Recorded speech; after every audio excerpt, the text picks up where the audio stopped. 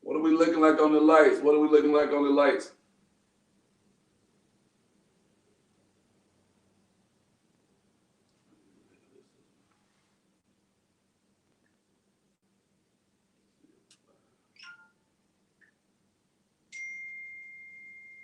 Oh, we alive.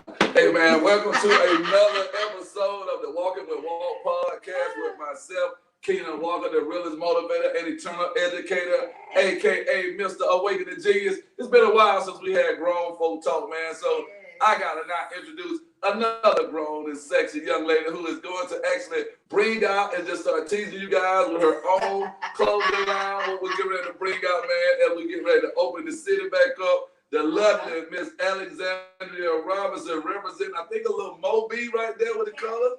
Yeah, I see a little Mars Bride going on right there. Welcome back, Moby. You didn't see that, did you? You need a partner in your life that's going to know where you went to school at.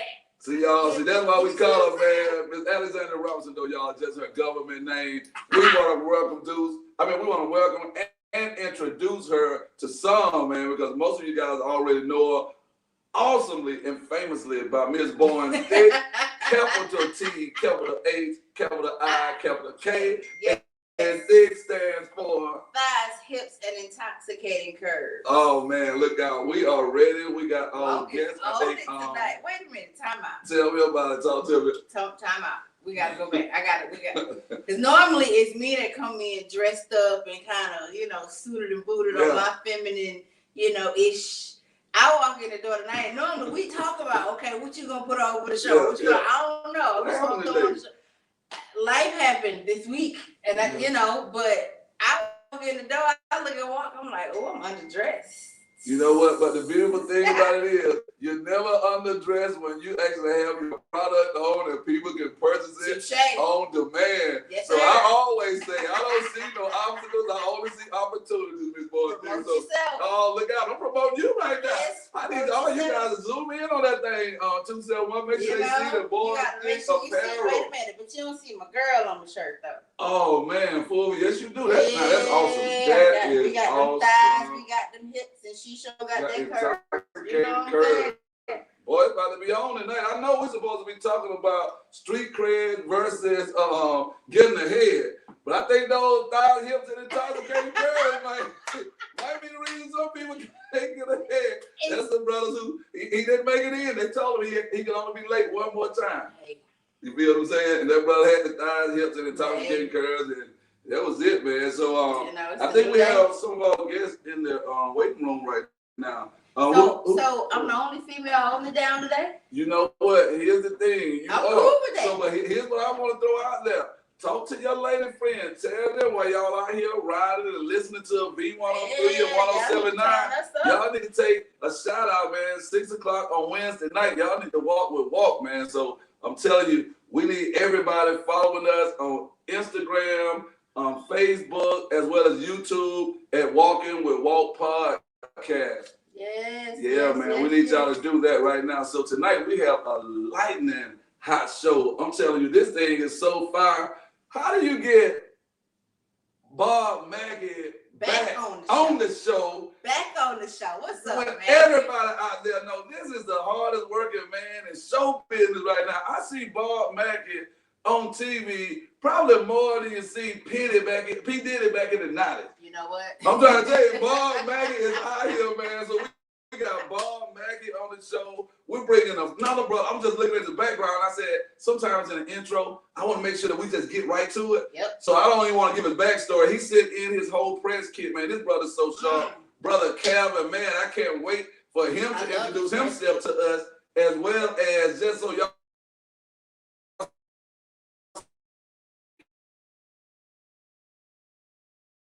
It is. I can see you in that waiting room right now. I think I see Calvin is on.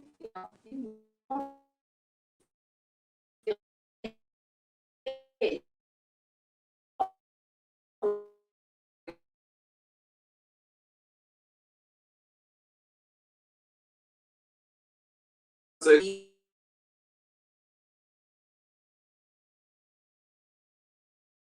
me know. Yeah. But oh, what I was getting ready to say,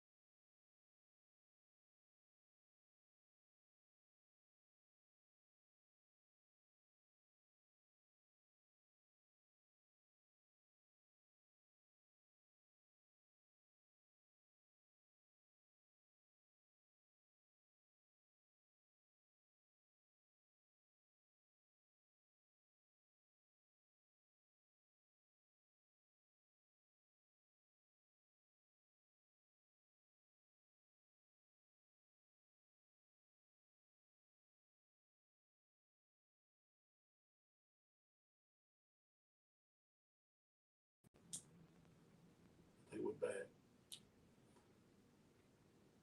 Text going over back.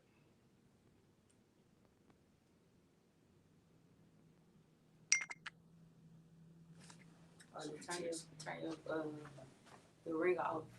No. That was me.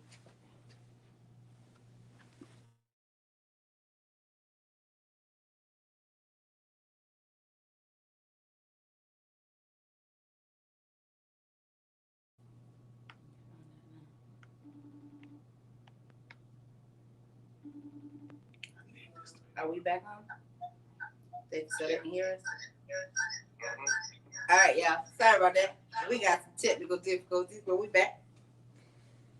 Back and live in the living color. So, as we were saying, we already got 3 of our guests here. We wasted enough time messing around with Infinity, so you already know after this show, and we're not taking any shots at anybody. We won't be rocking with you anymore. So coming up, man, we get ready to bring out. I don't know if we need to bring these guys out all together, bring them out one at a time. How we should bring these dudes out right here? I mean, it's a party. Let's do what we normally do. Let's bring look, everybody in the room together. Let's bring them out, dude. I want everybody to get a chance just to kind of see these brothers come to the screen. DJ 271, can you bring them on one at a time? How do they have to come on? Can they all be on at one time?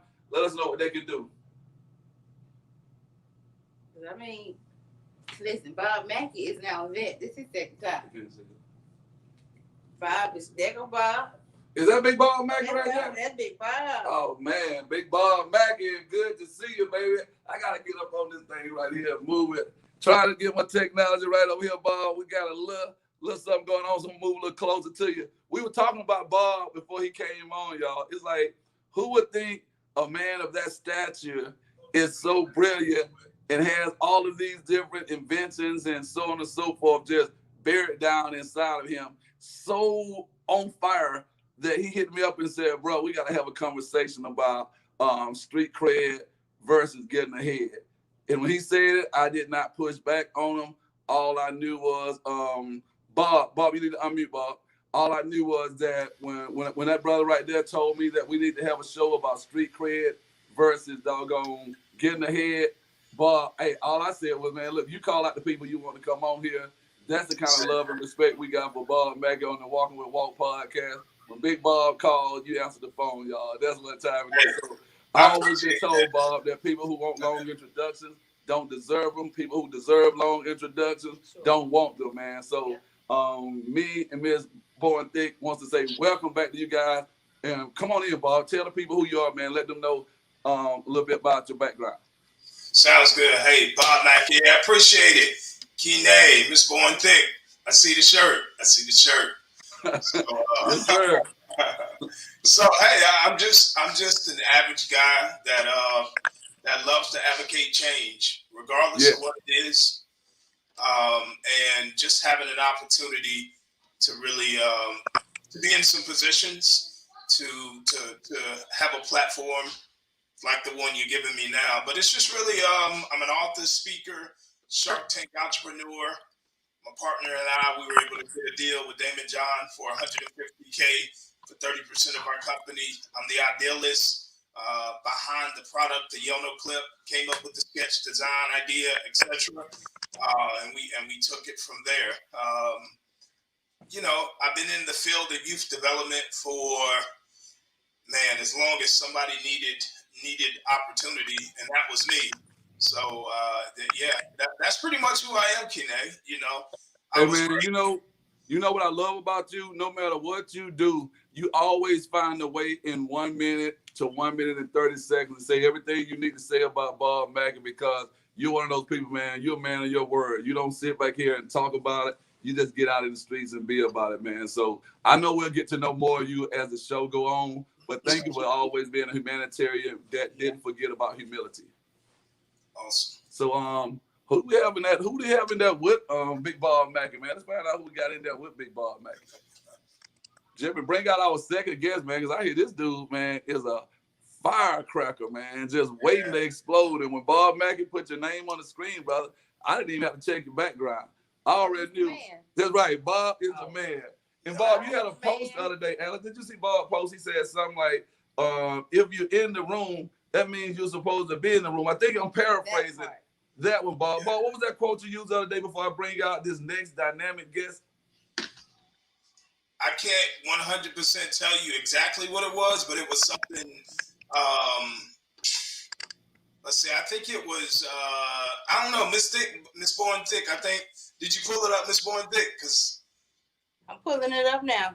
got you. But yeah, it was more so if you have the key to the room or something, you're supposed to be there. I mean, or something of that nature. But yeah, it is. I mean, a lot of people question their position as to where they are. But I feel if you have access, then that's where you're supposed to be. And that's what's up. Whether people like it or not, you're there. So you got a couple of good ones. This one is, if I'm at your event, just know I've shown up to serve. My seat will be there when I get there. I like that one. Bob come with him. Bob, you come with him every day now, right? No, I just put it in words. So, some days, every day, some days, some days. So. Okay, gotcha. So while we're waiting, I think somebody got kicked out of the room. But while we're waiting, 271, do we have another guest in there? Because I know we're waiting on Jason Etheridge at the top of the hour. So Jason Etheridge will be here at the top of the hour. He's doing another broadcast, I think, at his university. So we're excited to see him and Bob in the same space again. I know it's been a while since I've seen them two. So y'all, I just know it's gonna get real ignorant, even though we got this brilliance on the phone. When Jason, Mr. E. Etheridge comes on him and Bob Mackey are just like two. It's like a doggone, I guess, or Red Fox and Richard Pryor, all the boys back in the day. But you don't see that side of Bob. So hopefully they'll let a little bit more of Bob come bubbling out as we start talking about this street cred, Miss Born Thick, versus getting ahead. So Bob, we're gonna see if we got the other guests in. If not, we're gonna let Alex, if you want to, you can fire up. I just wanted to know, what made you the whole idea of street cred? Where did that come from? It was just looking at certain things and hearing some kids talk about certain things as well. Mm-hmm. And it was like, man, we really do value street cred. Not everybody, but it's a good majority of the world. And even in high school, before I dropped out, most of the people who were popular were from the hood, recognized by other people who were from the hood. You know, so the ones who were not, or who did not have that street cred or hood status, it was like you didn't hear about them. It's like they became famous from being, quote unquote, on government assistance or from the hood or from the bricks. And I get it, it's a part of life, but we shouldn't stay there. And it's like a lot of people got stuck, and that's the only part that they're accustomed to is hey, I got this, I'm known for who I am because of where I'm from. Mm-hmm. But that's it. They stop maturing, they stop growing. And it's like little Juju, been little Juju ever since the first grade. And he's like, man, you 40 years old. They still calling you little Juju. Right. And then it's so funny because I think we had that conversation with on one of our Teen Talk episodes where, you get so caught up in your street cred in the hood that it's hard for you to get out of that mentality, which makes it hard for you to get out of the neighborhood. You know what I mean? So it's a lot of times when you push so hard for your street cred, you want to get ahead, but you don't know how. Yeah. So Bob, Alex just brings up a great point right here. You want to get ahead, but you don't know how. I think that ties in, Ms. Born Thick, right to the title that Bob had brewing in his head. Yeah. So you got street cred, which I don't think I got rid of my street cred, as far as like my mindset though, until I was a college graduate. And Bob, being that we come from smaller, like towns or whatnot, that street cred is probably more intensified. Because you're in a big pond like Atlanta, you can have street cred in zone 1, but nobody even knows you in zone 2, 3, 4, 5, 6. Yeah, that's right. But in our hometown, Bob, you known in the county, the city, everybody knows you and whatnot. So that's right. I want to thank Ms. Born Thick. Come back to that because I want to make sure everybody get it. When we start talking about street cred, Bob was kind of framing it or whatnot. Let's wait and bring Calvin right in. Calvin's back. Yeah, Calvin is back. So let's bring Calvin because we're gonna have two different paradigms with Bob, geographically speaking, Bob growing up, I think in North Georgia, right, Bob? It was Jackson County. Jackson County. Bob, you the first black person I met from Jackson County that I know of, you know what I'm saying? So in our world, being what we're talking about, Bob, about street creds, oftentimes the street creds keep you trapped in that one little neighborhood. Yep. And beyond that, Jackson County to me sounded like it could be Jacksonville, Florida, because we never really left our local surroundings. So with that being said, DJ 271, let's bring Brother Calvin into this conversation because, man, it's already boiling in this room right here. You know? We're about to get real involved in a second, baby. Uh-oh. So, hey, Calvin, man, you came in this thing like Suge Knight, bro. Hey, man. Hey. Do we have a virtual party card? Hey, blame it on Bob. Bob gave me them cards. I can't stay still. Yeah, blame it on him. Hey, I love it, man. I just feel like right now we are protected by our guardian angels right here. Calvin, man, I was reading your background. Alex is already torn through. Man, your file is just so solid and then so professional too, brother. I think that is going to bring you right up to where we are as far as speed is concerned. We were talking to Bob about this whole concept of street cred, and Bob had framed it for us from his vantage point. But I think geographically, maybe your vantage point, even though they are alike, we would just like to see what does that mindset look like as far as what Alex asked him about street cred in the area that you grew up. And could you just introduce yourself to the audience and kind of tell us how is street cred viewed in your community? And we'll shift it back to Bob so you guys can be in sync with each other organically. Well, my name is Calvin T. Mann, and I'm the president and founder of Encourage Me. I'm young, and I'm right there with Bob. Right, your street cred is really only your circle, social media, music, entertainment, all made it took it to another level. But more importantly, street cred is really where you live. That's it. It'll carry if you're, like they say with rappers. But my philosophy on a lot of the music and a lot of the things has been said around street credit is you literally grew credit by talking about what you would do to your own brother, right? And in that process,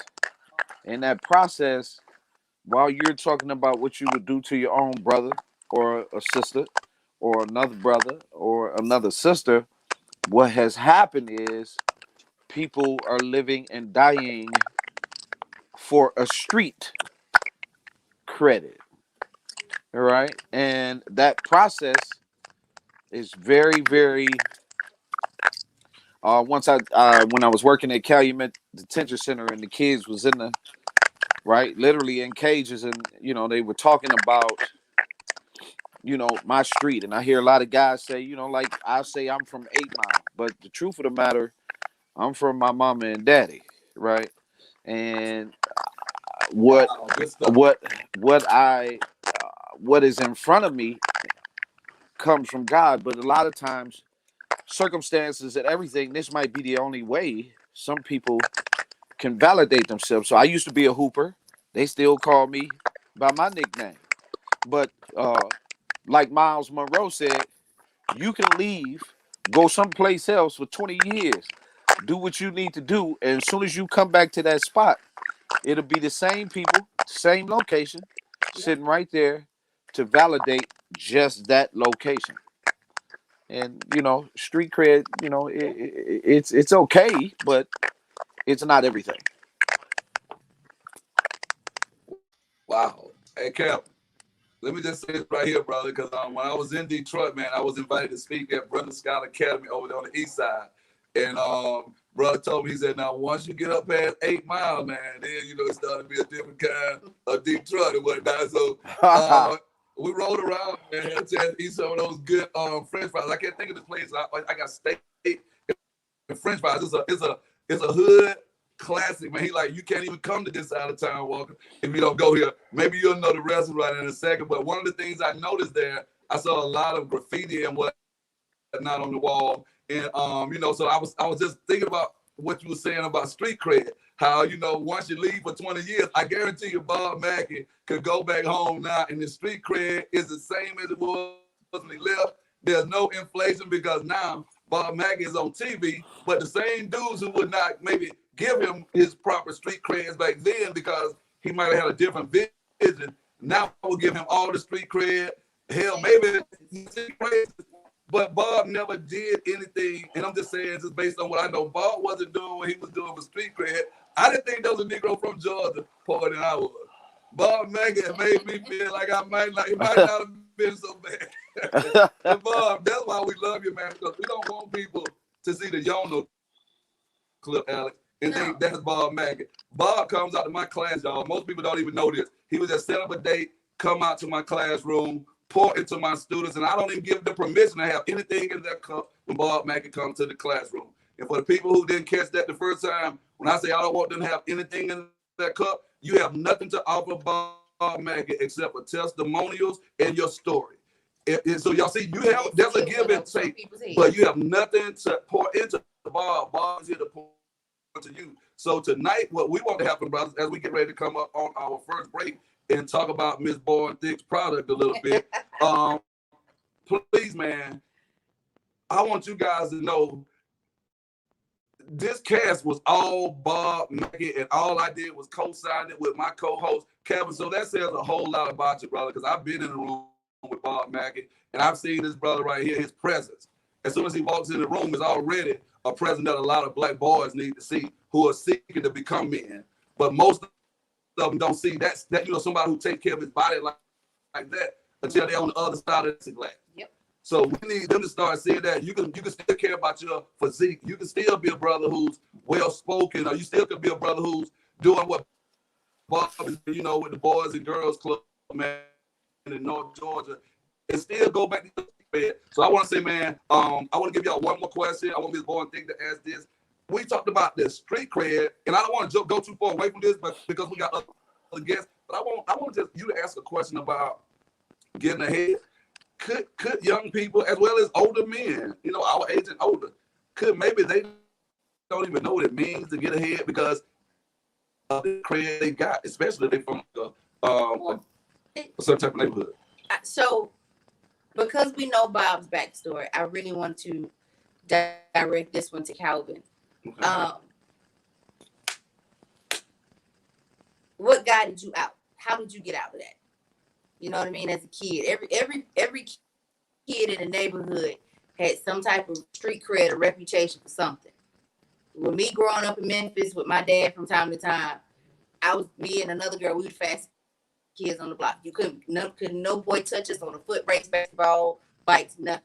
The older we got and we got away from that, you know, when you come back to the neighborhood, to the hood, you know, I've been gone too long. So a lot of the kids, you know, everybody, we kind of just lost track. But when you in those settings, especially as young men, and you have whatever reputation or street cred that you had as a child, what made you say, let me get out of here? So it wasn't that I got out, right? Is that I grew up, and it was opportunity for me.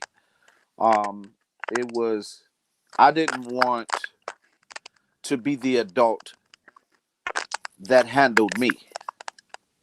I didn't want to be, because seems like as soon as I was kicked out of college, it just seemed to me that everything that I was told wasn't absolutely factual. So I had to do something. So for me, it was join the work the Special Olympics, then became the youngest varsity basketball coach. Then, you know, seeing outside of what I could do with basketball after putting so it was a journey. It was working in an all-white daycare to see why we called each other the N-word. They couldn't understand that, right? I was taught through my parents, my uncles, my aunts, my great-grandfather, my grandfathers, about living, giving, and, you know, keeping God present. And so as I went through my trials and tribulations, I realized that God had birthed in me purpose as a solution. So through that process, I developed solutions and ways and processes, and now a system, right? And then I came back to the area for which I was able to go get an education just across the a road. So I was on 8 Mile on one side, crossed over, got education on the other side, came back, right? Because of what was happening and knew that I could make a difference. And so now understanding what that difference looks like, I really realized, right, that there was no way for me to get out really necessarily, but own up. So instead of us leaving these neighborhoods, we buy them. Why do we keep allowing other people to purchase the neighborhoods that we let go down? Why not buy them at the cheap price they buying them at, right? And so it became a process, and now the vision just expanded. So it's not for me to sit still, because everywhere I go is my hood, my neighborhood. So it doesn't matter where you live. It doesn't matter where. As soon as Bob, when he walk into that classroom, that's how I am when I walk into Georgia. That's how I am when I walk into Alabama. That's how I am when I walk into California. Doesn't matter where I go, wherever I go, the hood is mine. And in that process comes the solutions.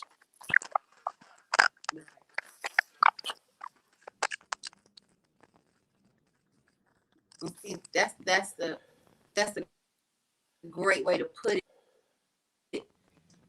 But generation that's what that we are working with, I don't know if I want to say that they don't understand it.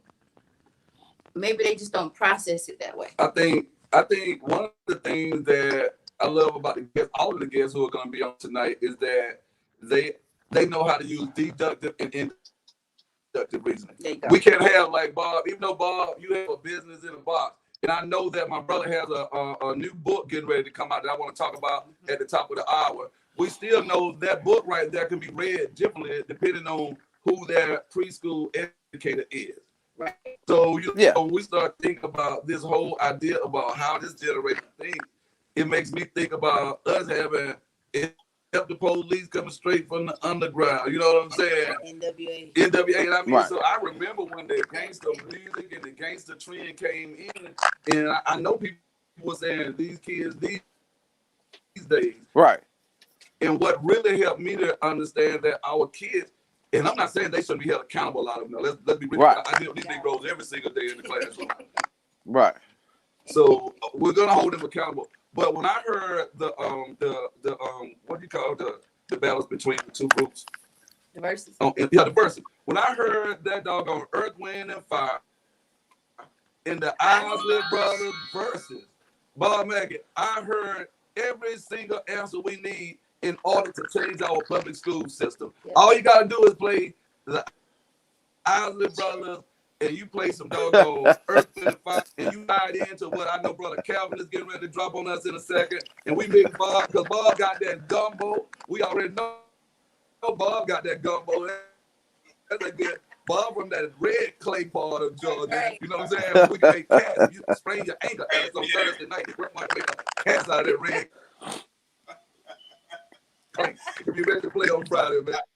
So check this out, man. If you guys can give us about 2 minutes, we want to check to see if our other guest is on. I think Mr. E should be. No, he's about 15 minutes away from leaving this other meeting. Brother Calvin, man, your energy is radiant through the screen. Me and Miss Bowen think we just been like celebrate these two huge men out on the screen. It's like, hey, y'all, they roll with us. Yes. This is our street cred right here. Dog, we got Suge Knight in here, and then we got what's my man's name in the Chris Token Williams. Yeah. We got Suge up in this thing like this, y'all. Hey, y'all don't go anywhere, man. We got Suge Knight in here. We got Token Williams in here. We got Bob Mackey, and we also got Calvin, man, y'all. I need y'all to try to figure out who is who, y'all. we got 2 of them before the first break. We'll see you guys right back here, man. Give us about 2 minutes. We'll be right back. Oh, Major Pain, come on, man. Let us get this break right quick.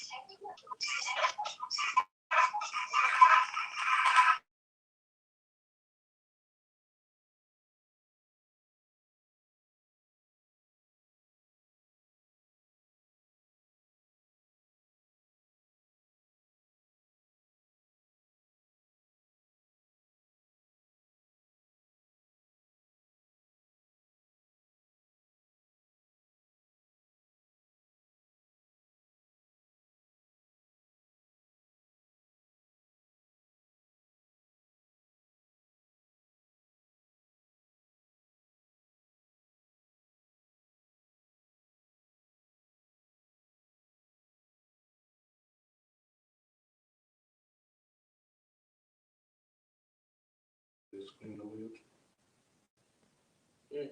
My sound. We should be coming back in. All right, we're back, y'all. Hey. We're back in. Let us just say thank you, guys, man. Right now, we're just going to dive straight back in with our guest, DJ 271. Please bring the two guests back in. We want to get right down to the nitty gritty now. Not just skirt around the phrases, street cred versus getting ahead. But let's dig deep, man. We want to go deep, DJ 271. Bring those guests back in, Mr. Bonte. Let's take them deep, because when kids are in the trenches, like for real, don't know where they're gonna get their next meal, don't know where they're gonna stay the next night once they leave school. Let's get to that, because maybe they can't get ahead because whoever's supposed to be leading them at home is leading them back. Or leading them towards that street cred. Or leading them towards that street cred. I guess, man. Hopefully we'll come back in with and just see how these brothers deal with this on a day-to-day, because I'm curious to know, Bob, how do you guys make it real when you go into a school where the majority of the teachers are not looking like the very black boys who we know we are trying to capture from that idea of street cred? And okay, so with those same brothers who are captivated by this whole concept of street cred, they don't have any men. I know I never had Alex, I had, I think, one black male teacher my entire school career. Really? One black male. So I know that has to have an impact on somebody when someone says you're not trying to get ahead. But the closest thing I saw to getting ahead was the brother who had the most street cred. So I want to get Bob to dive out there and talk to us, Bob, about it could be, some homeboys you grew up with or some family members. Tell us, Bob, when you really got to go and sit in front of some kid who might be looking years to life, how do you actually him to see that the street cred is what got there, and that if he just continue to take steps forward, he can truly get ahead, Bob? How do we make that real? Well, for me, I think street cred is a form of segregation. It's unfortunate, but we segregate, or many of us in our communities, we segregate ourselves from success, or what we consider success. When we talk about, the block, it's our block. The block has no value. The people on the block holds the value. So most of the influence is not coming from the block. It's coming from YouTube. It's coming from, the videos. It's coming from radio. It's very seldom coming from the block. They see that. That's where things happen. But most of the time, it's the outside influences. And what are we really trying to accomplish? Well, the main thing we're trying to accomplish is we got to stop doing segregated business. Business is for everybody. If you have products, if you have a clothing line, if you have, your community is only going to take you so far. So what is going to put you on that next platform of what we consider globalizing your brand, and not just only looking at, hey, this is this product, or this is a type of hair care product, or, expanding outside of that, because we end up competing with ourselves. And I don't think we can break past the terminology of hustling. We always talk, hey, let's hustle, but your hustle should carry you so far until you're able to develop levels of professionalism that will take you to a point to where you're sustainable and you're providing additional value to whatever it is that you're putting out there. So for me, it's just, being real, and you have to you have to really take a look at what it is that you want to do. If you want to sell dope all day in your community, in your hood, hey, the dope sells, but hope sells as well, and everything, it's all about the person. There's customers for everything, but there's still a marketplace value, and there's a cap on sustainability. Think about how many brothers and sisters in many cases are locked into that. Man, I gotta sell dope. I gotta sell this. I gotta sell that. And they end up developing just that localized level of success, and they're good because they're doing better than they were, and they're doing better than those who they consider to be the better ones. But it's just, I think it's a form of segregation that we got to break out of.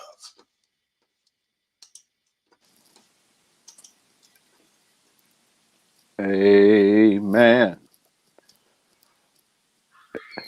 Amen. That's right, Bob. You know, I was just telling my wife, listening to you, I was like, boy, he over there we sound identical, right? Because I feel the same way. God didn't give you a product or a concept or idea just for one people. And the process, what has happened is that, like you said, you force a lot of pressure on your people. Well, the part that you should really be doing is taking your hustle to a business. Once you take your hustle to a business, you can then help your people by hiring them and training them to represent that business at a scale. Hey, Calvin. Yeah. That's a good point, because most of what the reason why everybody wants an LLC, since you're talking about business, because it looks good. That's a form of street credit, because they think I got an LLC, I'm doing it. No, what you've just done in the professional world is now you become a tax, you become a liability for tax, right? Right. You become now eligible for paying tax, and if you're only making $5 off that t-shirt, 75% of that has to go to taxes. So many people are looking at it just saying, hey, I got an LLC. It's nothing, I'm not knocking that. But it's like, if you can backyard truck hustle before you get to that, make yourself some money, because with that LLC, you have liability. You have to have insurance to cover that liability.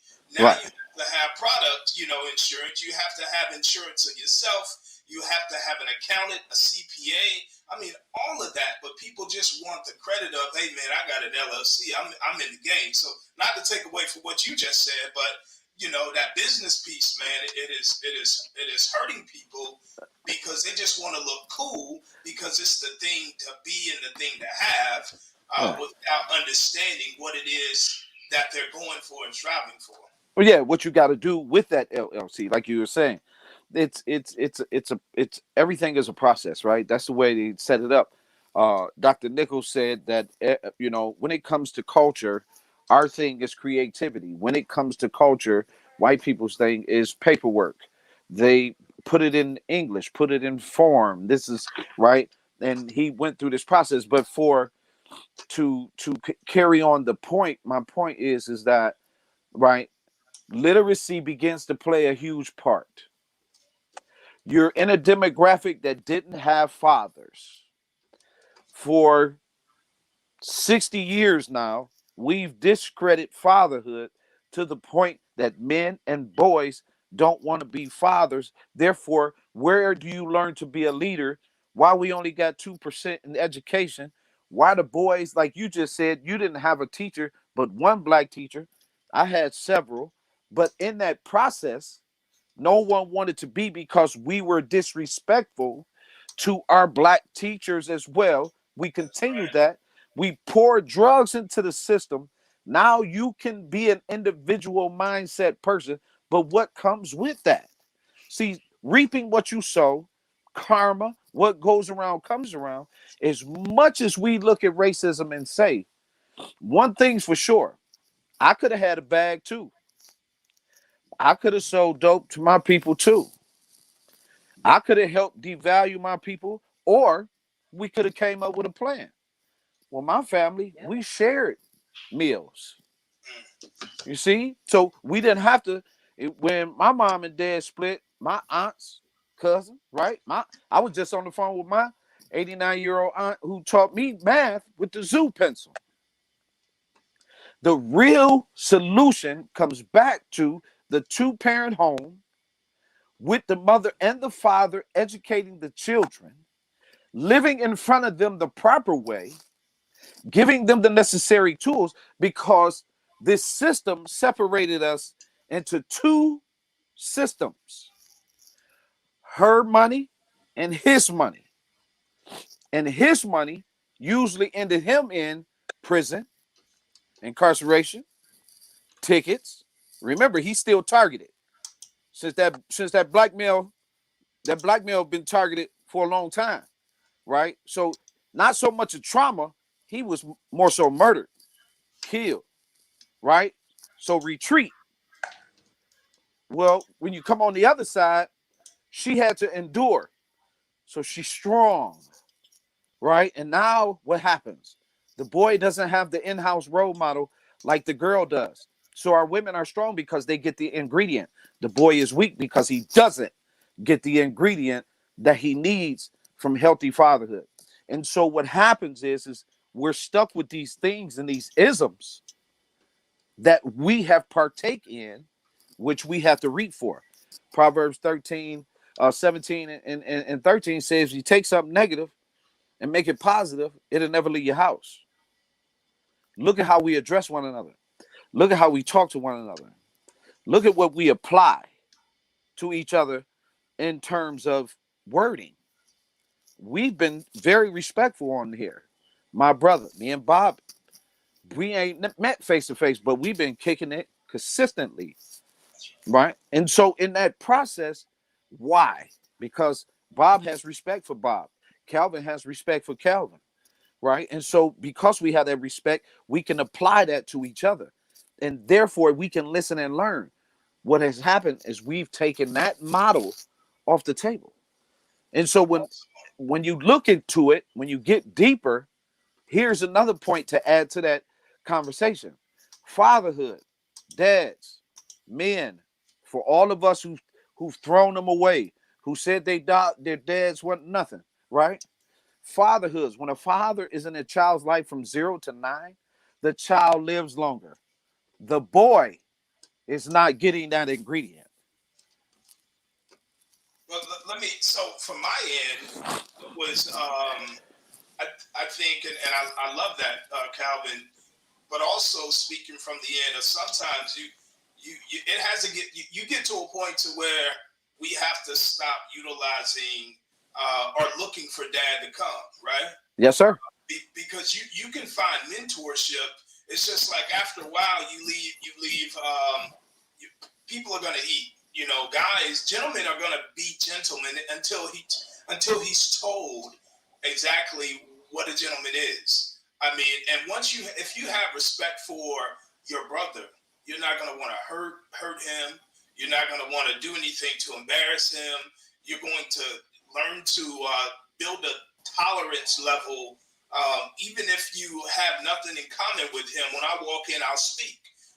But I think we have to get away from, hey, everybody's going to have a dad, because there are a lot of two-parent homes too, who have both parents. And in school, it was a lot of, man, I used to love these guys because, they were, they had both parents in the home. They had a good career laid out for them.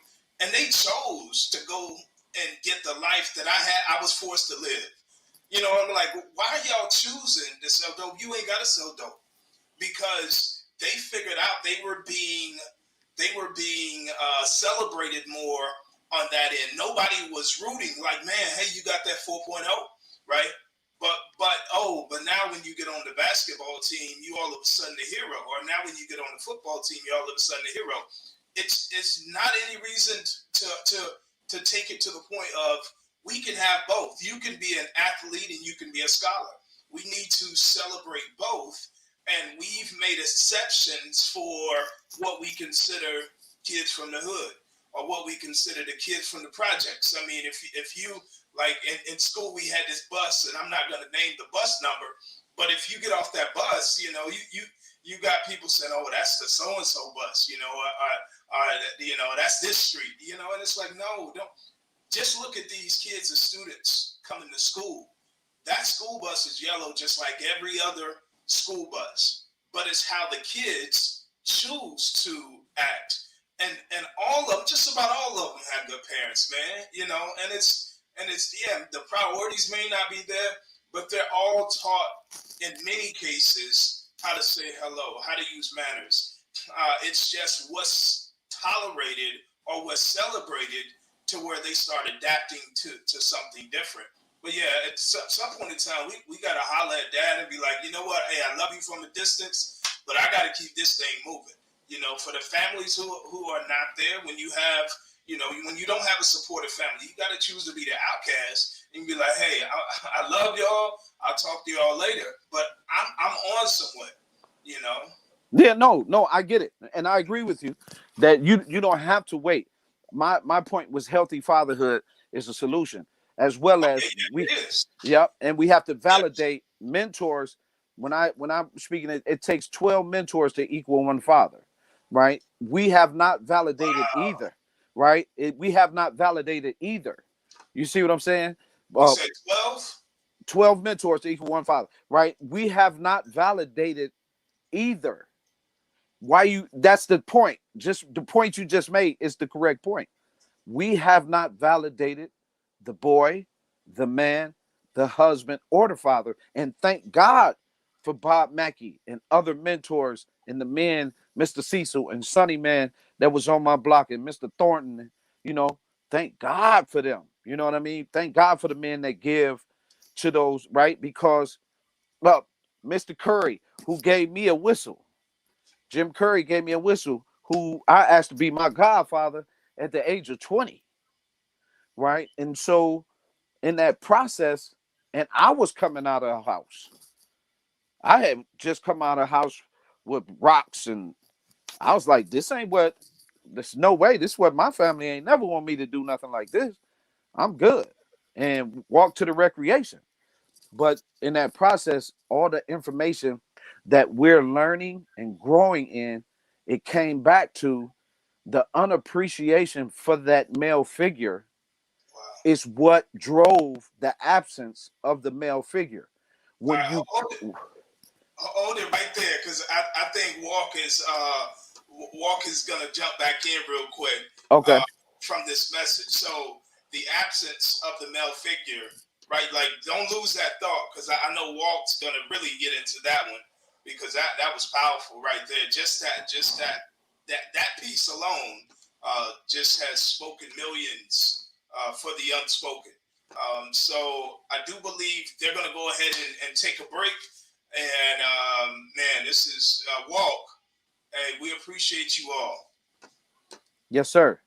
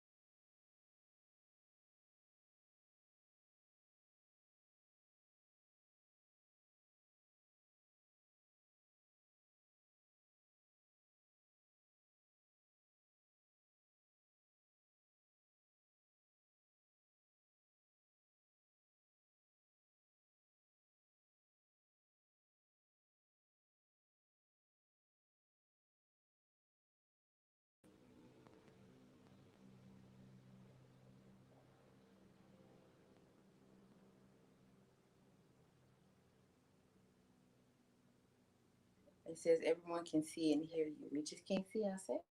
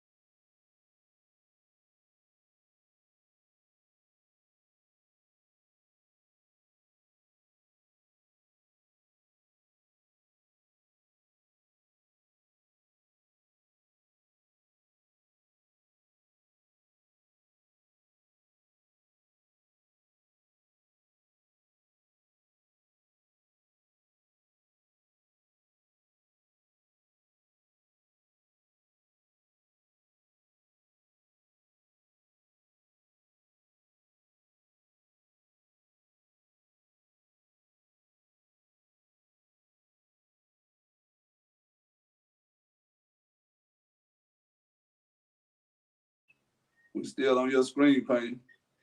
There we go.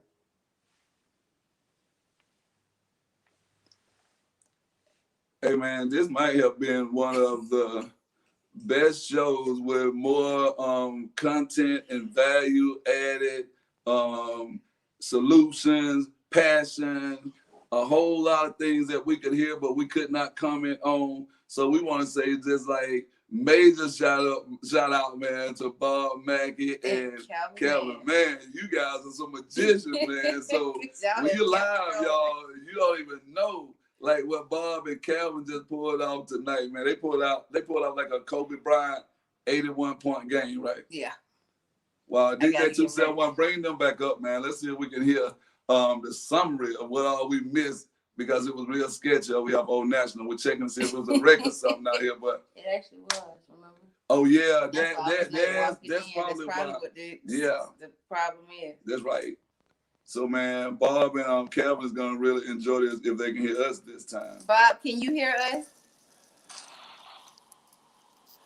Man, we want you guys to know that you guys might have just pulled out something that's never been done in podcasting history. We were dealing with the worst Wi-Fi catastrophe known to man in the 21st century.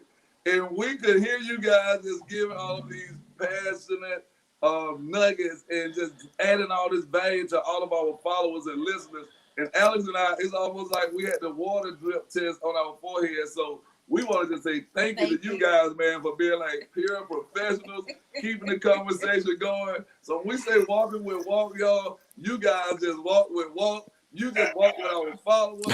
Might have just doggone sold some more YOLO clips. My brother Calvin, you just sold some books that they don't even know about because we got to chop into that. But we want to get right back into this right here, man. We know, Bob, that we can't get back what you guys gave us. But if we could get you guys to just give us like your top 5 points of what we missed, like from either side of the coin, or bring us up to speed. If I may, one of the things that I was able to hear in the midst of everything was the absence of the father, and I believe Calvin was speaking on that.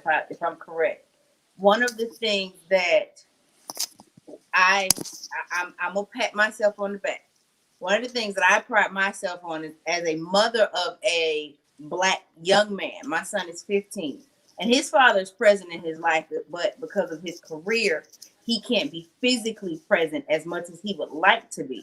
But I try to make sure that the relationship between my ex-husband and our children is one that, you know, they can continue to build and grow on. But as a single mother, what can I do to make sure that my son doesn't adopt the street cred mentality? He has the mentors. He's a scholar athlete. He does. I keep him so busy, it tires me out. Well, I think you just answered it. Yeah, I think you just answered it. If you don't fill up that time will fill itself up, right?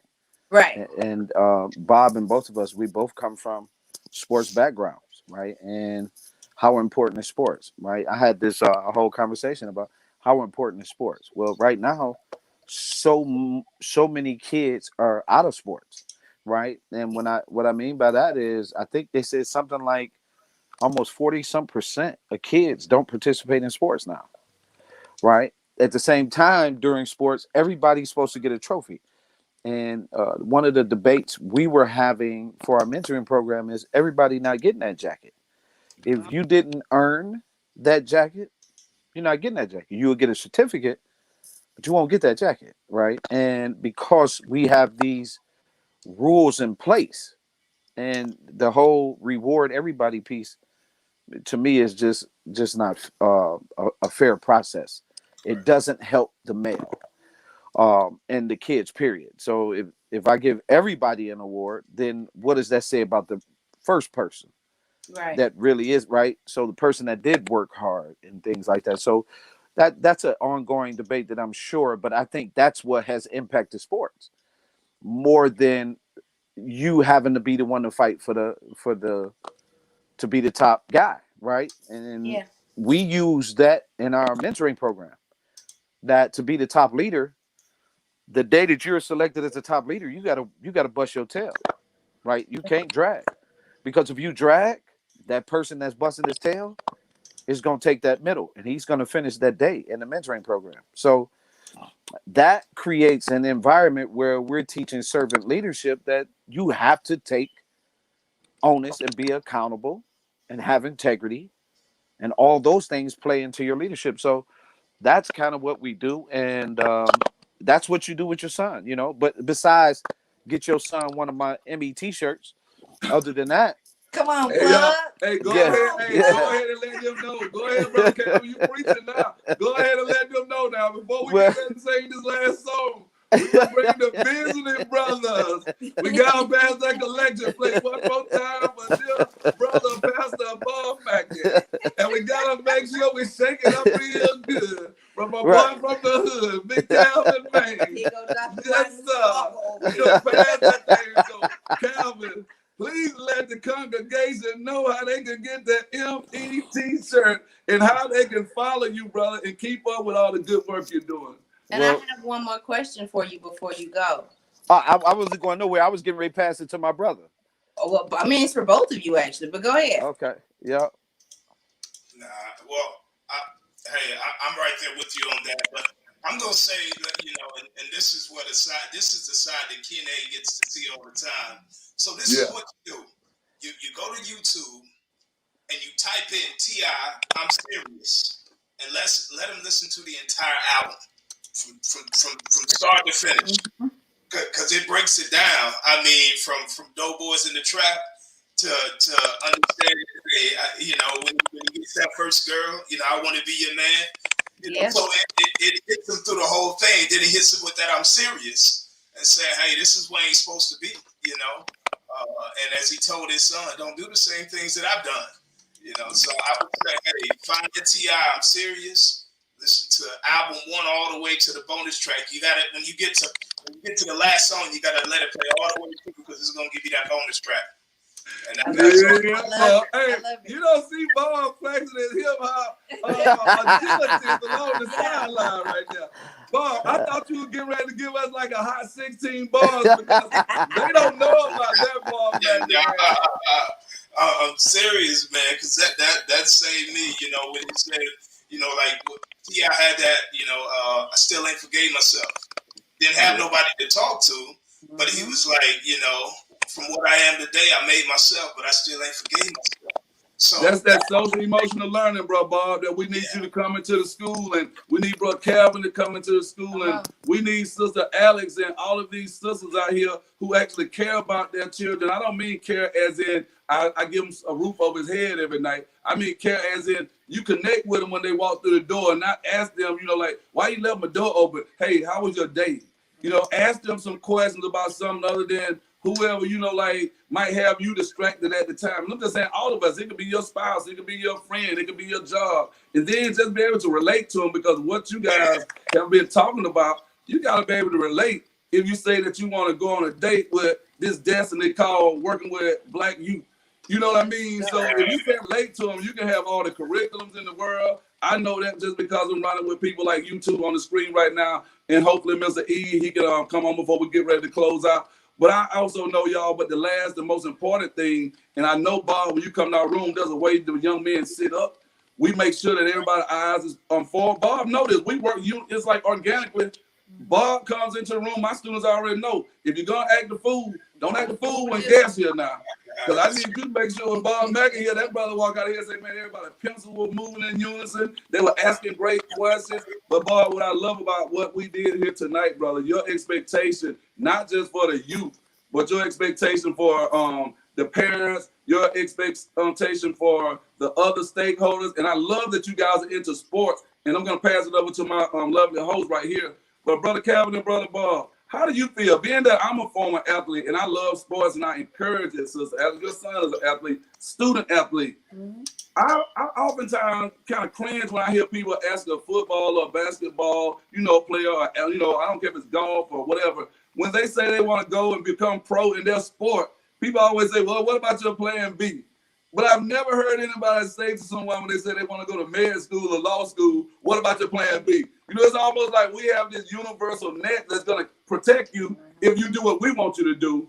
But if you decide that you want to pursue sports, or you decide that you want to pursue, like Brother Bob, you and the science machine, if you decide you want to do your own Yono clip and you just want to step away from it all, who is it going to be in the gap like for you? And Bob, I think I'll start with you with that piece. Well, I think it's, you know, backup plans are good to have.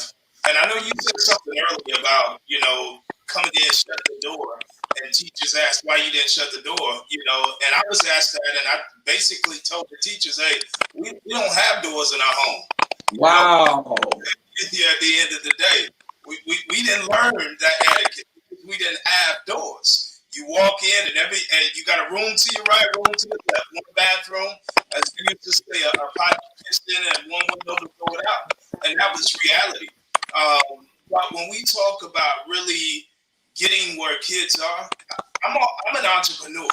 So no idea is crazy, but your work ethic must match that goal or dream.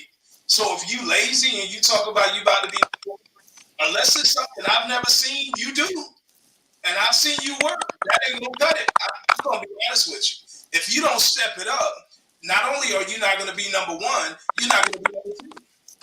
So we have to be real with the kids to get them to understand talk is very cheap, especially when you broke.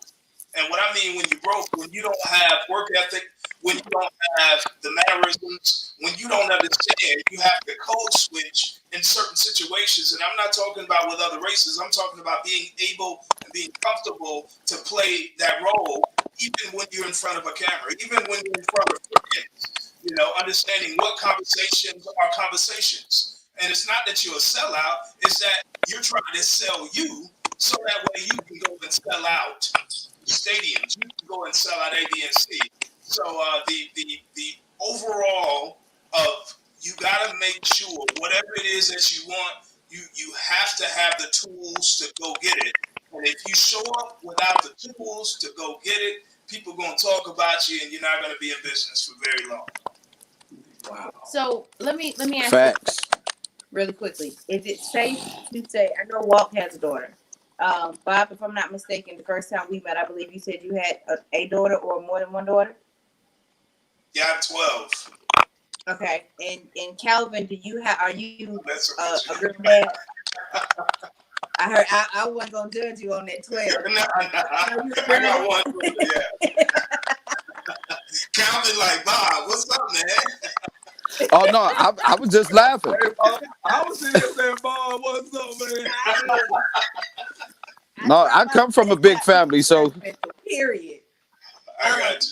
But based off we were talking about the lack of a father in the young men's life. But nowadays, our daughters are out here. Some of these girls are harder than the boys.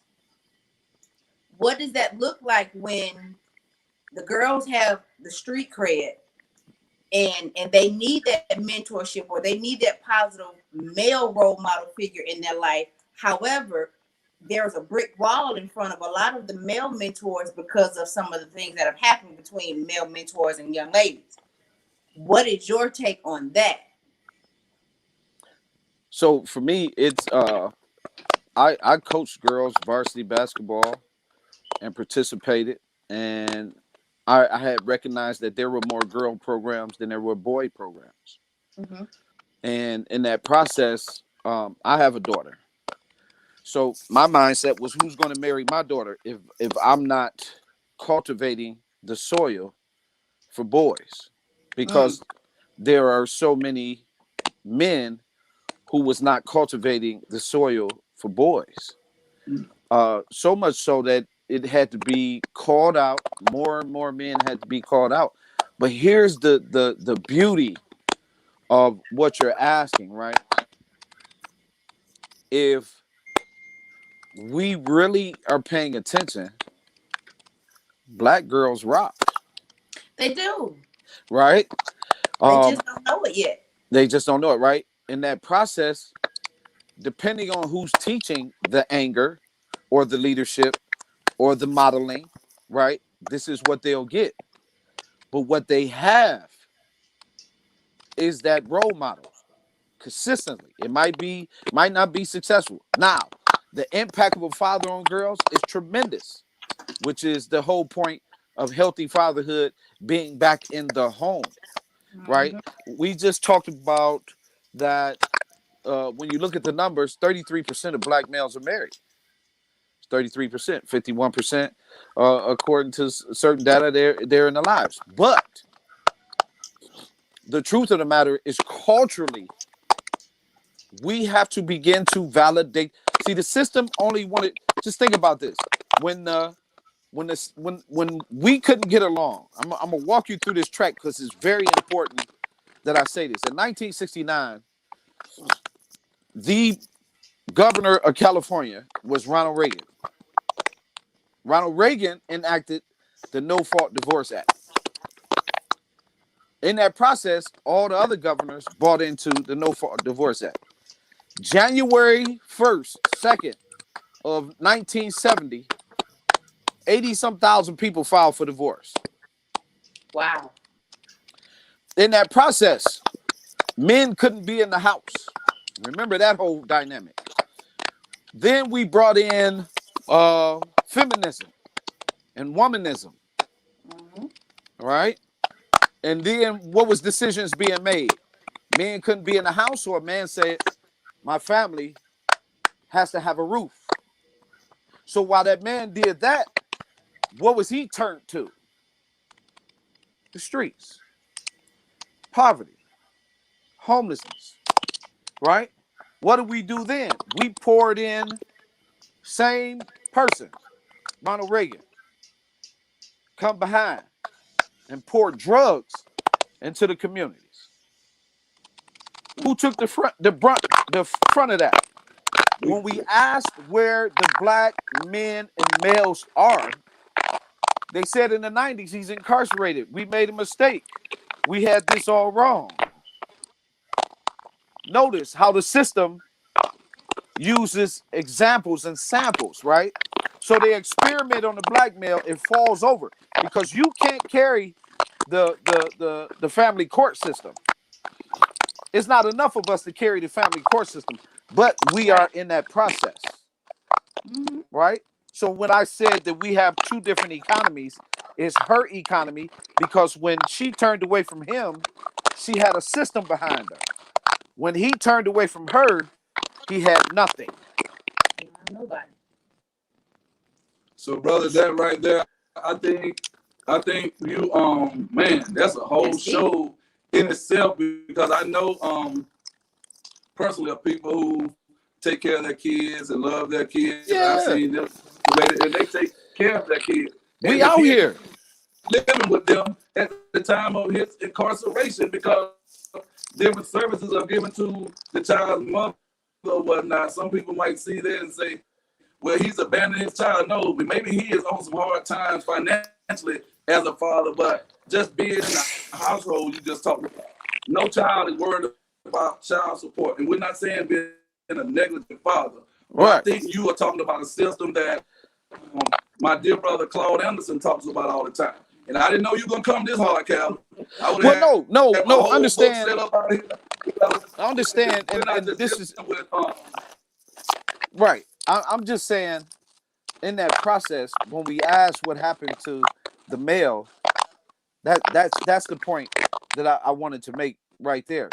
In that process, the black father is the most involved father. I believe it's an opportunity for us to take fatherhood to a completely different level and be those examples, right?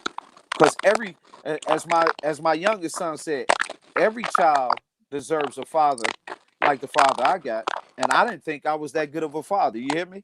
I just was one that was trying to live up to not only the expectations, but to live up to what God wanted me to be in the lives of my kids, because kids are on borrow. And so that is the dynamic for which Bob walks in as a parent, you walk in as a parent, she walks in as a parent. Parenting is a teacher's job. It is our responsibility to teach. And what has happened is our children are not necessarily being taught.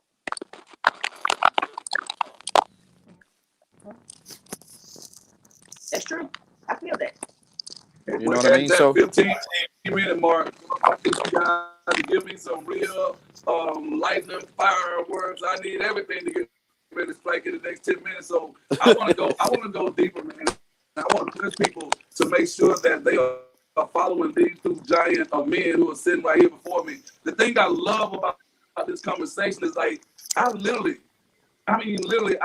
just said to Alex, and we laughed about it, but I literally think this is one of our best shows, and we've done 90% listening. Yeah. I think we have actually gained two new brothers on the Walking with Walk podcast. We're gonna have to put like a wall of fame up here, whatnot, because this is the conversation we're not having when white folks are sitting up there who control the paychecks and who control the decision making in our school systems. And I don't care what color it is. One of the things that Bob knows I'm passionate about, and I can hear it in your voice over here, brother, Calvin, that you're passionate about. We love black children first and foremost. So somebody was asking me the other night, why not all lives matter? I said, we never said all lives matter. But hell, I never heard my mama go outside and say all the children in the neighborhood matter if she wasn't taking care of us. Yeah. So I think there's a conversation that's getting ready to be had that ties right into everything you guys have shared. Behind this George Floyd thing, I think this was historic. I think this is going to be something that will be written in the annals of time that shows how we're connecting people from all sides of the track, how we're connecting this whole concept that when we say Black Lives Matter, we're going to say Black people matter also. You know, because we don't want people to minimize us down to one organization in the community and think that we're talking about an organization. And that is not the opinions of nobody in my family, nobody on this podcast. This is just my opinion. I think there are a lot of people who cannot find those mentorships. They cannot find those role models. They cannot find those fathers within the school that most of us had. And I think that's the only reason why we're still here to do a podcast today. And I just think I want you guys, as we get ready to close it out, tell me what role, not that we have in our communities as a man, Alex, or a man of God, but what is your role as a Black man and a black man of God. So what Alex and I usually do around this time right here, we ask our guests, and you guys can flip a coin and decide who wants to go first. Alex, want to ask a question? Hey, Cal, you can go every time. Yeah, I'm gonna go first because I want you to close, bro. You're citizens of the world, and all of those good things. You're inventors, you're authors, you are leaders of organizations, you're fathers, you are our brothers. We got all of those things. But this is what we want to make sure that is the message we leave with Walking with Walt podcast. Every time we bring on a guest who has something to share with our people. What are your plans in the next year to 5 years to support and to elevate Black women and Black men, as well as our beautiful, intelligent, genius Black children in the next 5 years? But tell us how you are starting with that today. So, first of all, I wanted to be clear.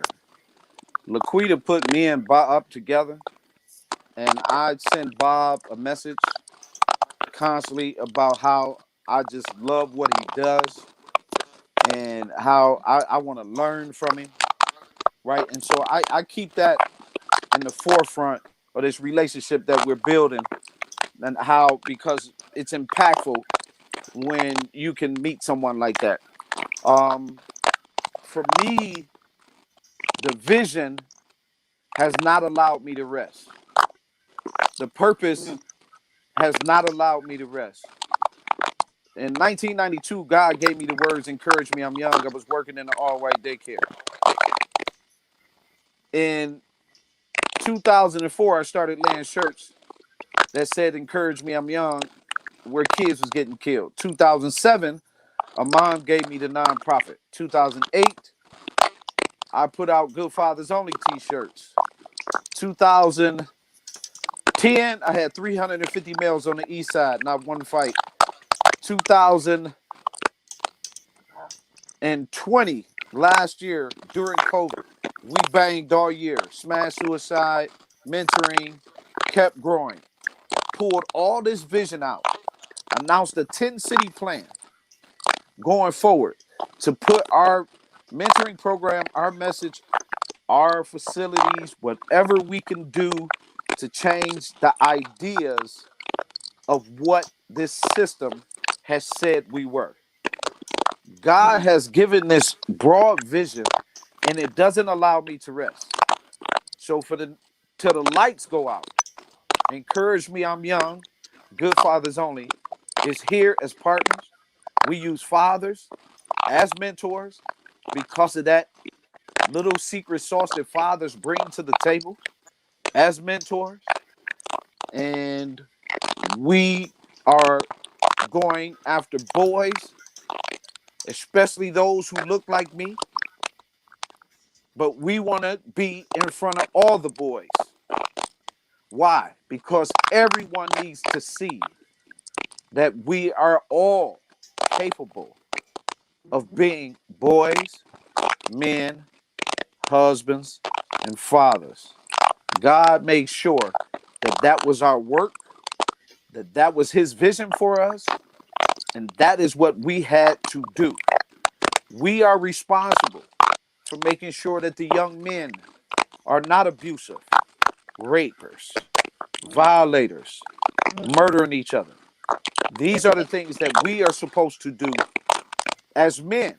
We are the caretakers of the soil. So for the next whatever amount of time God gave me, because one of my quotes is time is all we have to change what we are, I'm going to use that time to leave a legacy with what God has put in my hands so somebody can actually carry it on and make sure that we continue to impact the lives of males. I love it. And before you sign off, Calvin, also remind the viewers of the book that you have coming out and where they can follow you, please. So my first book, my children's book is out, Adventures of Ober and Luther. You can get that on Amazon, Walmart, Barnes and Noble. Myself and Laquita, I'm coming with a journal for boys and youth. It's called Just Ask 2. My very first one was Just Ask. This one is specific to youth and males. And, we got music, Put Your Family First on YouTube. We got apparel. You can go to emmyworld.com. We're getting ready to launch a capital campaign to build our own empowerment center. That's all at our website. And we just, and I'm chasing Bob. I had a vision, and I'm praying one day me and Bob is on the same stage, rocking thousands. Speaking into existence. Well, I'll tell you what, brother. If you planning on catching Bob, you better not take any breaks along the way, because that Negro right there is up and I already know, baby.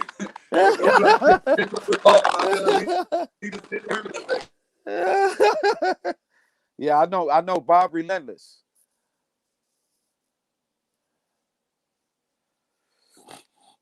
Wait for Bob. Bob right there. Is Bob still with us? Still have Bob? Yes, sir. Yes, sir. Hey, Bob. Like, Yeah, that's Bob. Hey, Bob. I don't Sounds- remember the question, but can you repeat what you asked this for Brother Calvin just then? Yeah. So,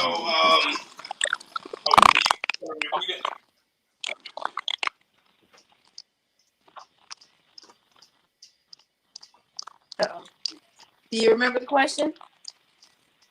yeah, but I'm also remember his answer to most of the question. So I was caught up in what he was with. So the plan, what do I plan to do for the Black community? My plan is to really encourage the Black community to be there for itself, but just not see it as don't see it as the Black community, and that's what I was saying earlier about that segregation. We sit in a silo and wonder why we don't feel a part of.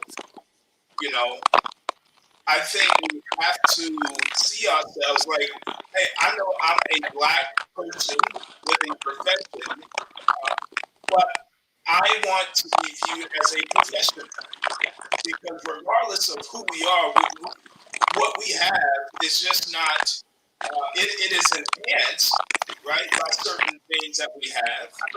But why do I have to be, given this title as a Black professional? And it seems like it puts it under, or gives me a little more leverage to be who I am, right? I don't want any handouts on where I'm going. I want to be able to get to where it is we said we do it, because we've done this because of what we did, not because of who we are. Now, who we are just adds to it, after we've done that. So I think the biggest thing is to really get the community to be the community and add value to the community. And if we want, better schools, that they're in our community, let's make those schools better. But the type of education is not confined to the classroom that is generated and built by the taxpayer dollars. So I think at the same time, we also have to understand that nobody else comes into our communities and throws our paper and throws our trash, and litters in our community. So we have to respect our community enough to where we're not wanting to do that and destroy what we've created. And I think at that point, we can start to add value and see the value of what we position. So just getting, us to really take care of what we have and be appreciative of what we have, but don't be satisfied by what we have. And there's no reason why we can't just look at it as, if you want to be rich, great, go for it. If you want a house on the hill, go for it. We're only here for a small amount of time. And everything that we're doing, it's just busy work, right? To keep us busy until we die. What we leave here get a true indication of what you really done by what's carried on. So don't get caught up in the busy work and really figure out how can you set the stage for the next generation. And hey, I know we want to buy land, we want to buy this, we want to do that, but if we're not willing to put things that generate funds on those properties, owning property, out in the middle of central Georgia does nothing if we can't create a system that will supply and prepare opportunities for individuals to occupy that land more so than just saying, hey, this is what we got. It goes back to that street cred. Is bragging enough? And I think we've gotten to the point to where bragging is like, hey, I got it. How about paying it? For what? Nothing else. So what next? So really help the community see that we can be stronger if we take care of what we have. And you may not have the best, but it doesn't mean that you have to settle for what the community given us to settle with. So I can go on and on, but yeah, that's pretty much it. It's to really get us on the move of getting an opportunity to do more. And if you don't want to see a neighborhood dirty, stop throwing trash out. If you don't want to, if you don't want the block to be the block, stop giving it the name, the block. Take the power away and just say, hey, if this is your community grocery store, then make it as that. If you see people hanging out, playing social media, hey, sorry, we don't do that around here. You can go play music over here, but right here, this is where your aunt and aunties and uncles go buy groceries. Y'all gotta do that. And I think we're afraid of that now, to really stand up for what's ours. And in other words, we end up giving it away, and they make it to be what they want it to be. That's crazy. Well, I'll tell you what, man, we're right here on the eve. We want to say a very special thank you to Bob Mackey and Calvin, Mann, and we want to say, like, we could not have done anything tonight without you guys. We want to say thank you for just being concerned, Bob. I think there's a part two that I want to hang on to. You guys just left a lot of unturned screws right there for me, Alex. When I think about that part, Bob, Calvin, when I think about street cred versus getting ahead, my mind tends to, be on the side with getting ahead. Have we even identified or clearly stated what getting ahead even looked like? Right. And oftentimes when I'm speaking to groups of parents, guys, I would say, Alex, you guys oftentimes say stuff, at least in my hometown. I know they don't do it in you guys' hometown. They say, he old enough to know right from wrong. But if all I've ever seen was wrong, how do I even know what right looks like? So I think as we get ready to move this train forward, when we say street cred versus getting ahead, we have to make sure that our babies truly understand what getting ahead looks like, because getting ahead could easily be, I'm the one who gets the new Jordan. I have somebody standing in line for me. That might be getting ahead to them because nobody has given them a real snapshot of what getting ahead looks like. Hey, I know we're getting ready to let you guys go, but I just see we got another co-author, y'all. It makes it pain, DJ 271, and one how to follow you guys. We have from North Carolina Central, ladies and gentlemen, the baddest drum major that come from the state of Alabama with the exception of the black and gold boys down in Montgomery, baby. No, this is my guy right here. Ladies and gentlemen, we got to bring that energy when he comes in. Mr. E, the motivator, baby. Hey, we up in here. They carried the whole podcast, Mr. E. So we need you right now, Mr. E. We're in sudden death right now, baby. Big Bob, Coach, we're going to use all this stuff, Coach Calvin. It's sudden death time, Jay.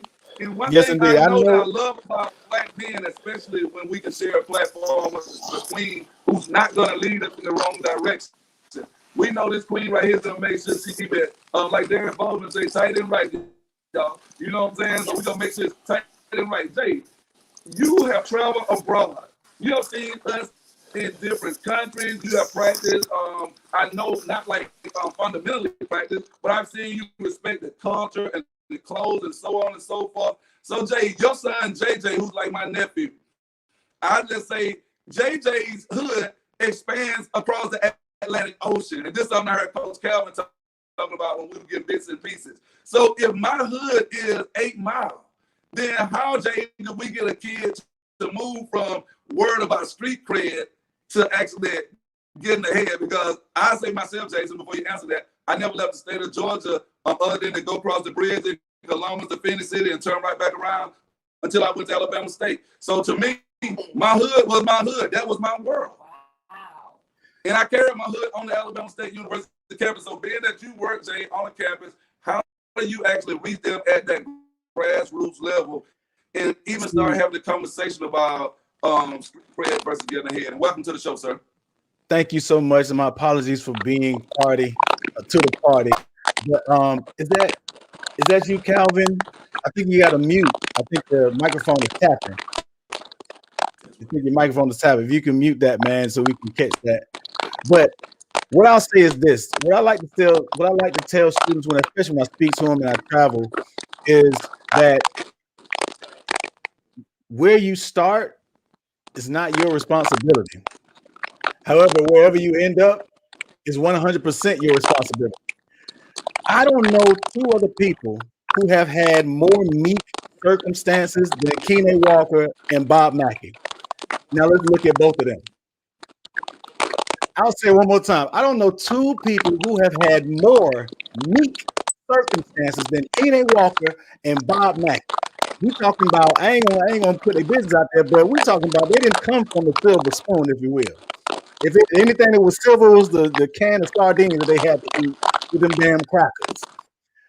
But these brothers have taken their circumstances and they have used their superpower. And the one thing that I call the superpower is choice.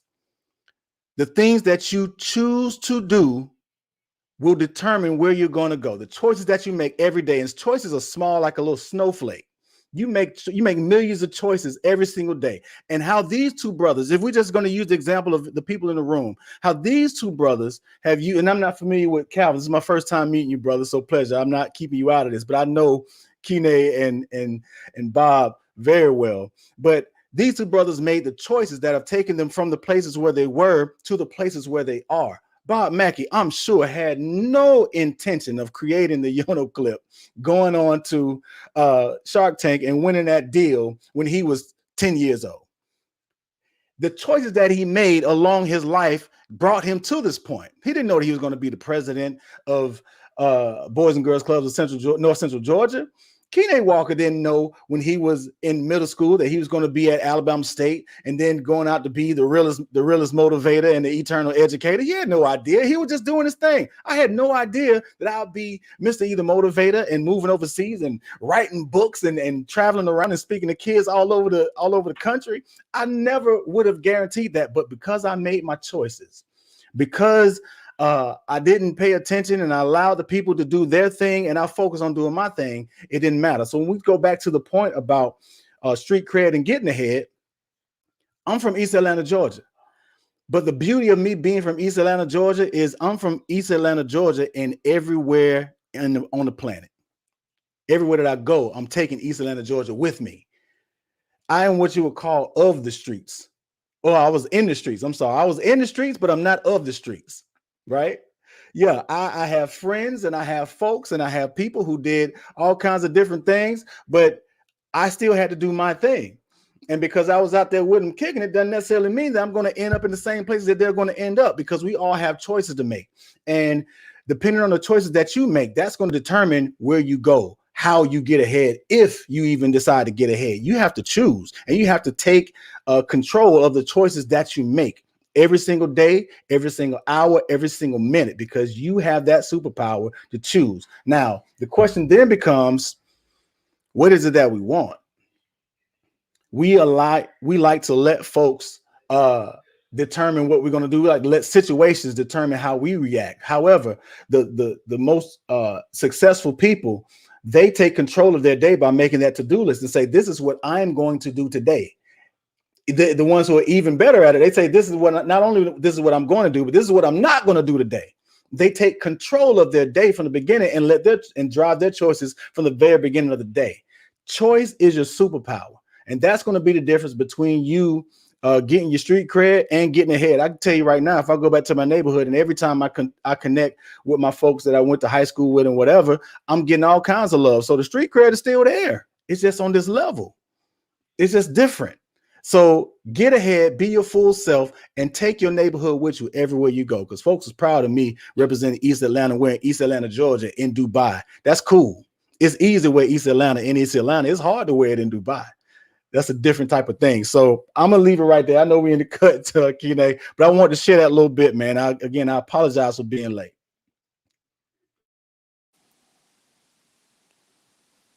Dope.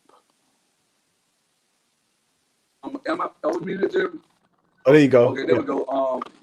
DJ 271. Let me just say, man, when Jay came in, I was just showing this Alex. I know I got the original, man. I got the autograph inscription inside of there.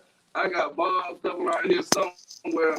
I have a man, Eldredge, talking about black men in the community who are out here doing it. They ain't talking about it. They're being about it.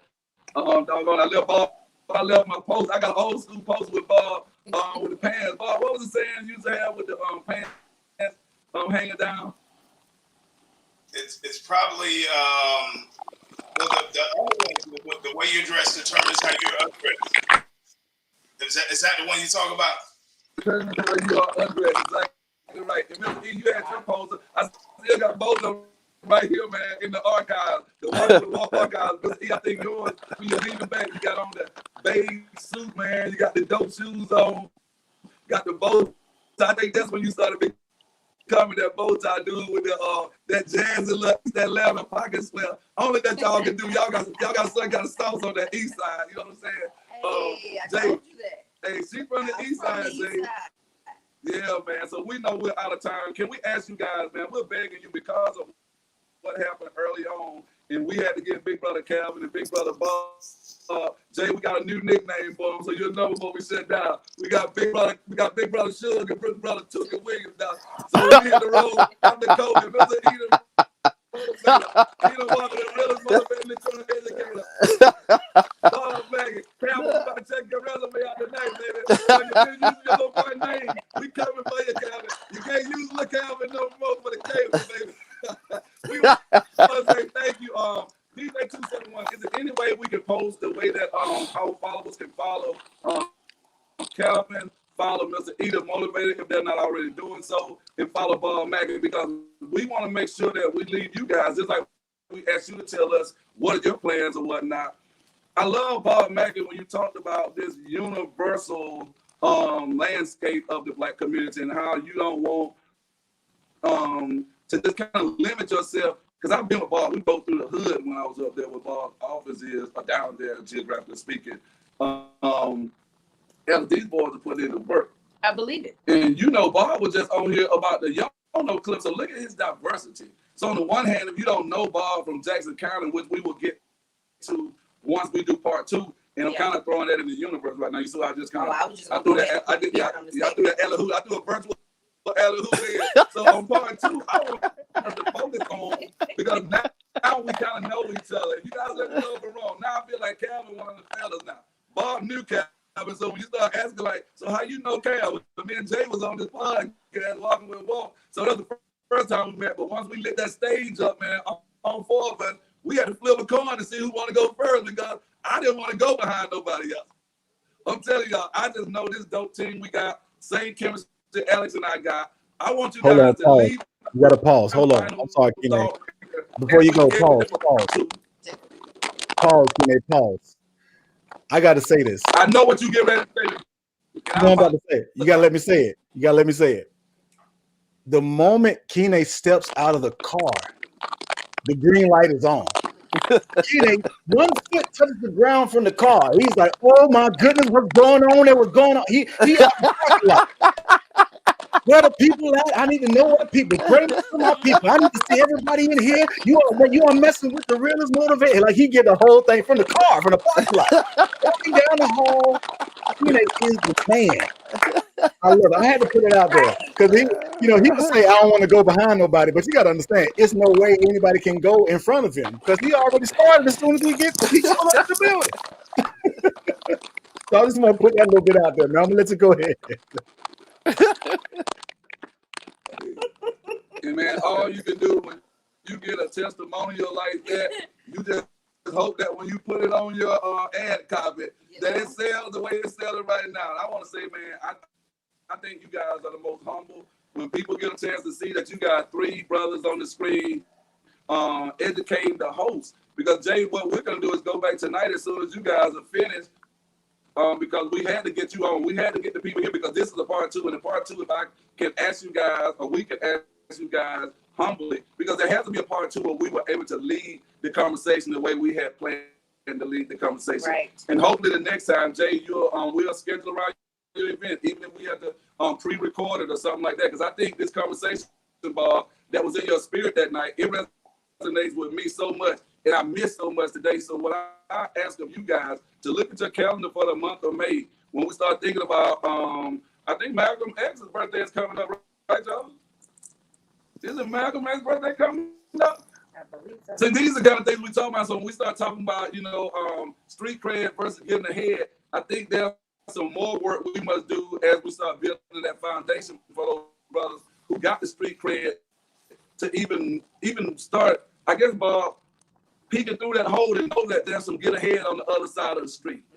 And I hope that's plain for people who are following us right now. Some people, I remember telling somebody, Bob, one time I thought we were so poor that we were looking up at the bottom. So, it made me start thinking about, even when you watch The Heat of the Night, everything that's associated with black people is called the bottom. Yeah. And we love it. We relish it or whatnot. When y'all going to shoot basketball down in the bottom. You know what I'm saying? That's what we do. Yeah, so now I want to ask you guys, Alex, this is what I want to ask them, and you can close this out tonight. Can we have all of you guys to think about a date in May that works for you? We'll be giving away virtual cash that night, prizes. I mean, like real talk paraphernalia from the Born Thick line that you see right here tonight, as well as the Awakening Genius line. So can we get a commitment from you guys at least consider coming back in May? I'm here until June before I head back to Durham. But if we're doing it in the virtual space, all you gotta do is just say the word, man. We'll make it work. I'll definitely have some time. Yeah. Jay, man, we love you. You guys see DJ 271 just put Malcolm X's birthday May 19th. So it's coming up right now. I think that'll be a great time to actually see if we can connect if the streets are somewhat open, even if it's virtually, with the Malcolm X grassroots, movement or whatnot, so we can actually make those kids understand that just like King Day is important, Malcolm X's birthday is also important because they both played a role. And I think that's what happened tonight, Jay. Prior to you jumping on, you kind of just added that extra sauce at the end that we needed. Bob and Calvin, man, you guys, we love y'all. Is there a way that Alex and I, as well as our followers, can follow you guys? Do y'all have like a Instagram page started with Bob? How can our followers follow you? Hey, just follow Kine and look for Bob Mackey. That's all I can say. Easiest way, follow Kine, and I'm Make It Happen Bob on Instagram. And then Facebook, yeah, I'm always saying something under Jason's, Kine's, or Calvin's posts about something. So that's where I am. So Bob, we're gonna make sure we get your contact information on the screen because, man, you have so much to offer by way of things. I think Alex and myself, we look at you, man, as the big boss man. And I think the reason we know that, just kind of stepping from the street cred standpoint, I always tell people I'm not worried about the dude who's running his mouth. I'm worried about the brother like Bob who's standing over there. The brother's big, but his size is not what I'm scared of. Mm-hmm. I'm scared of that him going ahead and leaving me back with my street cred. So Bob, that's me. Y'all, you got to springboard everybody into this big conversation. I'm thinking about the Jason Etheridge, Alex, as we get ready to close this thing out. When we look at touching black boys, he's writing a children's book on the one hand. I need you to juxtapose this, but he's working with college age students on the other hand. So can you imagine if we build a system, because I think Bob and Calvin one talked about that system. If we build a system that says the kids start out reading Jason's book on love, right? Mm.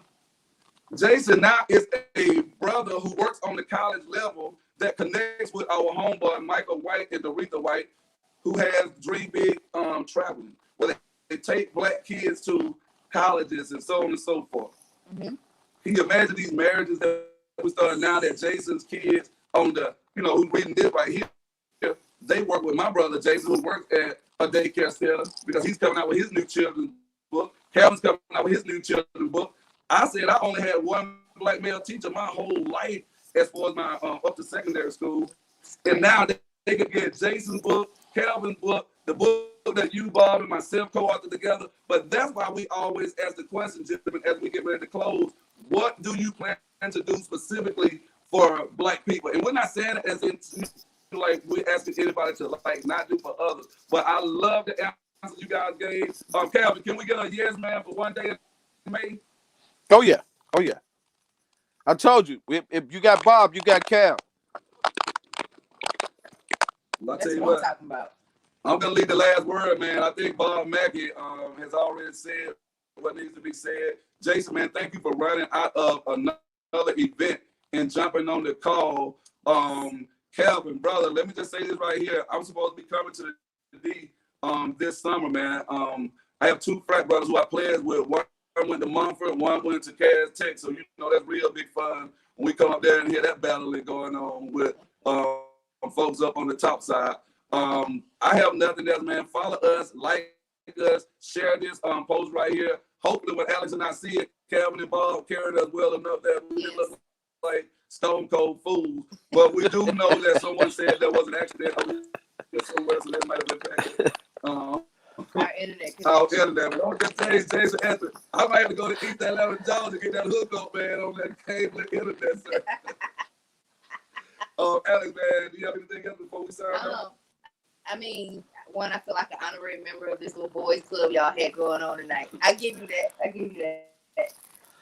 But again, guys, thank you so much. And, I'm definitely looking forward to part 2. We definitely want to make sure that I would love to add your element some kind of way to our Teen Talk element.